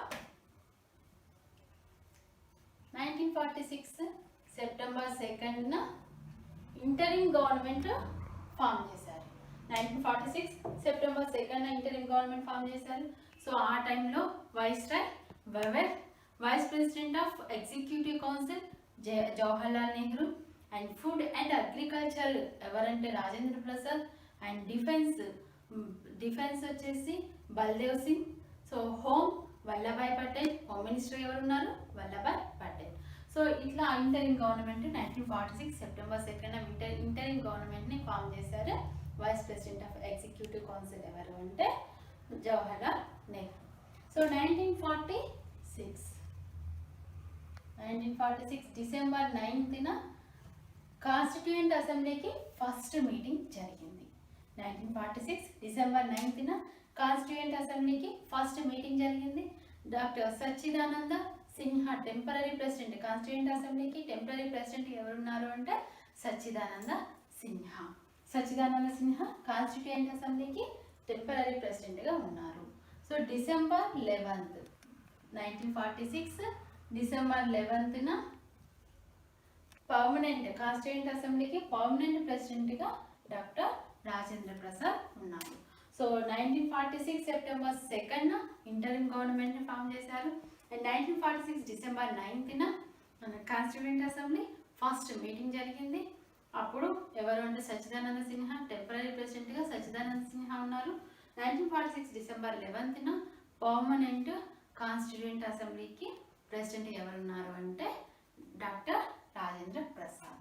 సో 389 మెంబర్స్ కాన్స్టిట్యూయెంట్ అసెంబ్లీకి.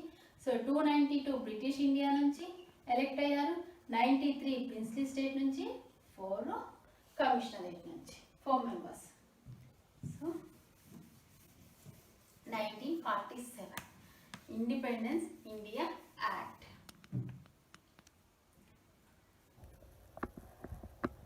స్వాతంత్ర భారత ప్రభుత్వ చట్టం 1947 మౌంట్ బాటన్ ప్లాన్, దీన్నే మౌంట్ బాటన్ ప్లాన్ అంటారు, డిక్కీ బర్డ్ ప్లాన్ అంటారు.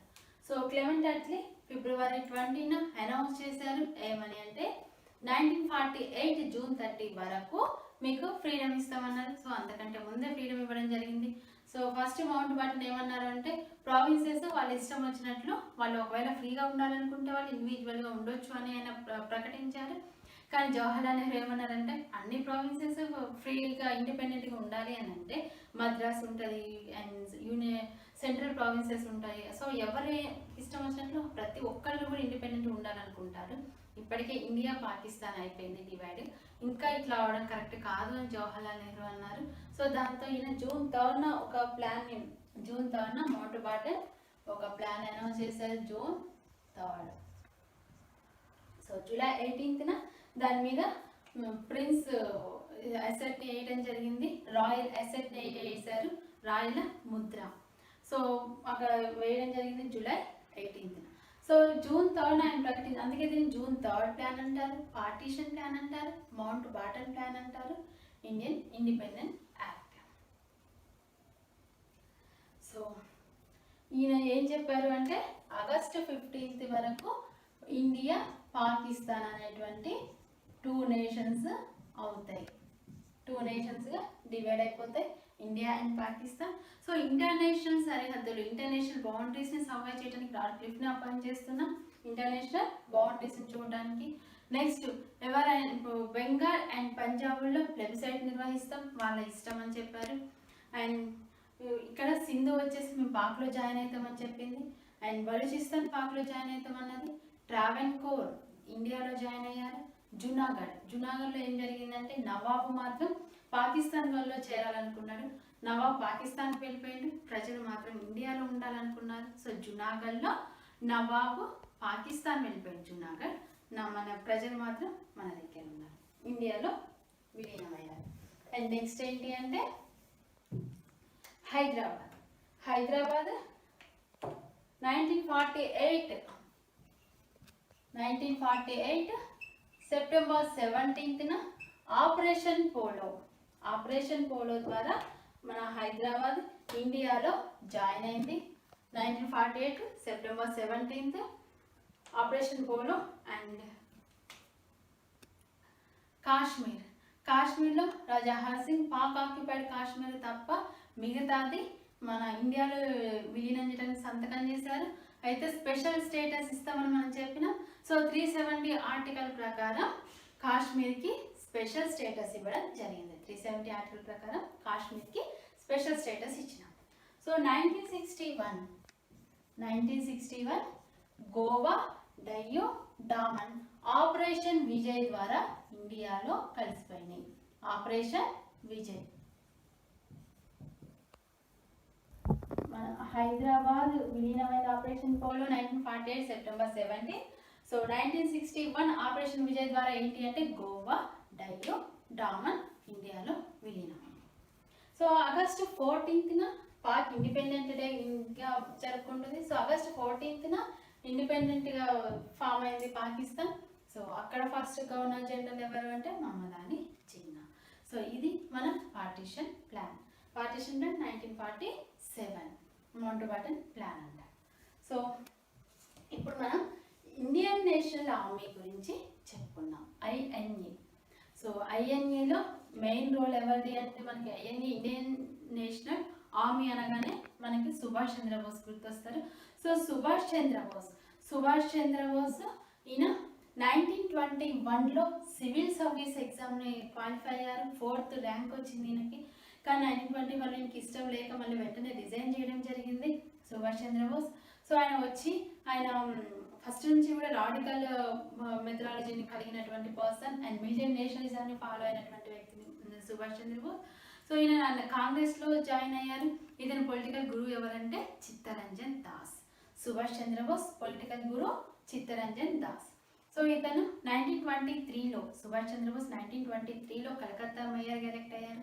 మనం ఆల్రెడీ చెప్పుకున్నాం 1939లో 1938 హరిపురా సెషన్ అండ్ 1939లో త్రిపుర సెషన్కి INCకి ప్రెసిడెంట్గా ఎలెక్ట్ అయ్యారు.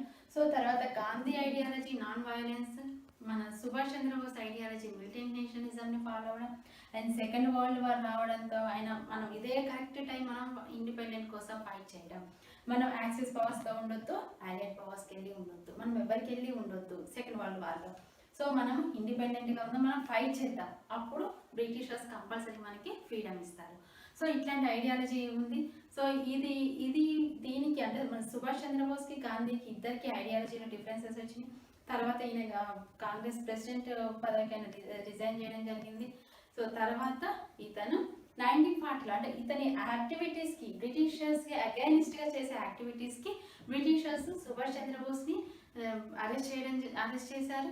1940లో ఇతన్ని హౌస్ అరెస్ట్ చేశారు. 1940లో హౌస్ అరెస్ట్ చేస్తే ఆయన తప్పించుకొని వెళ్ళిండు. 1941 జనవరిలో తప్పించుకొని వెళ్ళిండు సుభాష్ చంద్రబోస్ హౌస్ అరెస్ట్ నుంచి తప్పించుకొని ఎక్కడికి వెళ్ళిండు అంటే 1941 జనవరి 26 వరకు పెషావర్ వెళ్ళారు.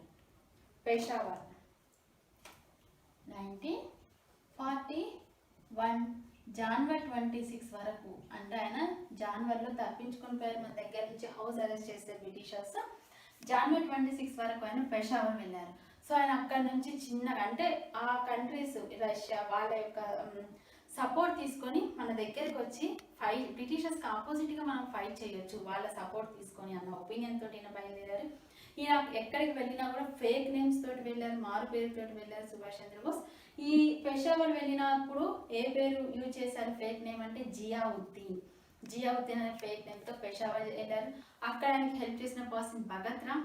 సో అక్కడ ఆయన ఏం చేశారు అంటే 1941లోనే మనం రష్యాని మా ఇండియన్స్కి ఇండిపెండెంట్ కోసం మేము ఫైట్ చేస్తాం, మీరు హెల్ప్ చేయండి అన్నారు. కానీ రష్యా వాలియర్ పవర్స్లో ఆయన జాయిన్ అయింది, అదే ఆయన డిసప్పాయింట్ అయిపోయింది. సో ఆయన వెంటనే జర్మనీకి వెళ్ళారు. జర్మనీలో హిట్లర్ని కలిశారు. హిట్లర్ని కలిసినప్పుడు ఆయన యొక్క నేమ్ ఆయన మనం చెప్పుకున్న మారు పేరుతోటి ఆయన ఎవరినైనా కలవడం చేశారు. సో ఆయన మా పేరు ఏంటి అంటే ఆర్నాల్డ్ మొజెట్టా. సో ఎవరు ఏ పేరుతోటి ఆయన హిట్లర్ని కలిశారు జర్మనీలో అంటే ఆర్నాల్డ్ మొజెట్టా. సో అక్కడ జర్మనీ ఓకే, హిట్లర్ ఓకే అన్నాడు, ముక్తి సేనాని ఫామ్ చేసుకున్నాడు. సో అక్కడ రేడియో 1942లో బెర్లిన్ నుంచి రేడియోలో మాట్లాడేవాడు సుభాష్ చంద్రబోస్. సో ముక్తి సేనాని కూడా ఫామ్ చేసుకున్నాడు అక్కడ ఉన్నటువంటి యుద్ధ ఖైదీలతోటి. అక్కడ వాళ్ళు ఈయన్ని నేతాజీ అని పిలుచుకున్నారు. మన సుభాష్ చంద్రబోస్ని అక్కడ ప్రజలు నేతాజీ అని పిలుచుకున్నారు. సో ఆయన చిన్నగా మళ్ళీ ఎక్కడి నుంచి ఎక్కడికి 1943 వరకు ఎక్కడికి జపాన్, సింగపూర్ వరకు వచ్చారు. సో ఆయన జపాన్ 1943లో జపాన్ టోక్యోలోని టోజోని మీట్ అయ్యారు. టోజోని మీట్ అయినప్పుడు ఇతని ఫేక్ నేమ్ ఏంటి అంటే అబీద్ హుస్సేన్. సో అబీద్ హుస్సేన్ అనేటువంటి మారు పేరుతోటి టోక్యోలోని అక్కడ జపాన్ ప్రధానమంత్రి టోజోని మీట్ అయ్యారు. సో వాళ్ళ హెల్ప్ తీసుకున్నారు. అయితే ఐఎన్ఏ ఎప్పుడు ఫామ్ అయింది? ఐఎన్ఏ జపాన్ వాళ్ళతో మనం యుద్ధం చేసినప్పుడు మన అక్కడ ఇండియన్ ప్రిజనర్స్ పట్టుబడతారు. సో వాళ్ళు తోటి ఐఎన్ఏని ఫామ్ చేసిన పర్సన్ యాక్చువల్గా మోహన్ సింగ్. సో ఆయన్ని సపోర్ట్ చేసి అంటే మోటివేట్ చేసింది ఈ ఐఎన్ఏని ఫామ్ చేయమని మోటివేట్ చేసింది జపాన్ వాళ్ళు మన ఇండియన్ ప్రిజనర్స్ తోటి మీరు ఐఎన్ఏని ఫామ్ చేయండి అంటే వాళ్ళ ఒపీనియన్ ఏంటి అంటే బ్రిటిషర్స్కి ఆపోజిట్గా మన ఇండియన్ సివిలియన్స్ని ఫామ్ చేయటం. సో దానికోసం మోహన్ సింగ్ని వాళ్ళు మోటివేట్ చేశారు ఐఎన్ఏని ఫామ్ చేయడానికి. ఇండియన్ నేషనల్ ఆర్మీని ఫామ్ చేసింది ఎవరు? మోహన్ సింగ్. అయితే 1943లో ఈ మోహన్ సింగ్ దాని యొక్క రెస్పాన్సిబిలిటీ ఐఎన్ఏ రెస్పాన్సిబిలిటీని సుభాష్ చంద్రబోస్కి ఇచ్చారు 1943లో. సో 1943లో ఈయన ఐఎన్ఏ హెడ్ క్వార్టర్స్ రంగూన్కి చేంజ్ చేశారు. సో రంగూన్లో ఈయన ఉంచారు హెడ్ క్వార్టర్స్ని. సో 1943లో జపాన్ అండమాన్ నికోబార్ ఐలాండ్ని ఆక్యుపై చేసుకుంది. సో అక్కడ కొంచెం ప్రజలు ఇబ్బంది పడ్డారు జపాన్ రావడంతో. సో జపాన్ ఈ అండమాన్ నికోబార్ ఐలాండ్ ఈయనకి ఇచ్చేసింది. సో ఈయన వాటి నేమ్స్ని చేంజ్ చేసిండు. ఏంటి అంటే అవి స్వరాజ్ ద్వీప్, షాహీ ద్వీప్. అండమాన్ అండ్ నికోబార్ ఐలాండ్కి ఆయన నేమ్స్ చేంజ్ చేసింది ఏంటి అంటే Shahi Dweep and Swaraj Dweep, Shahid and Swaraj. So ఆయన 1944లో రంగూన్ రేడియో నుంచి ఈయన నేతాజీ మన సుభాష్ చంద్రబోస్ ఎవరి గురించి? గాంధీ గురించి మాట్లాడారు. ఏమని మాట్లాడారు అంటే the father of our nation అని ఆయన్ని పిలవడం జరిగింది. సో ఈయన first person father of our nation అని పిలిచినటువంటి ఫస్ట్ పర్సన్ ఎవరు అంటే ఫాదర్ ఆఫ్ ద నేషన్ అని పిలిచిన first person Subhash Chandra Bose. So ఆ రేడియోలో అన్నారు. ఇంకా ఏమన్నారంటే మేము బ్రిటిషర్స్కి అంటే మన ఇండియన్ ఇండిపెండెన్స్ కోసం మేము ఫైట్ చేస్తున్నాం, ఇది లాస్ట్ ఫైట్, ఇండిపెండెన్స్ కోసం చేసేటువంటి ఇది లాస్ట్ ఫైట్, గాంధీ బ్లెస్సింగ్స్ మాకు కావాలి అని చెప్పి ఆయన బ్లెస్సింగ్స్ని కోరారు రేడియోలో నుంచి. తర్వాత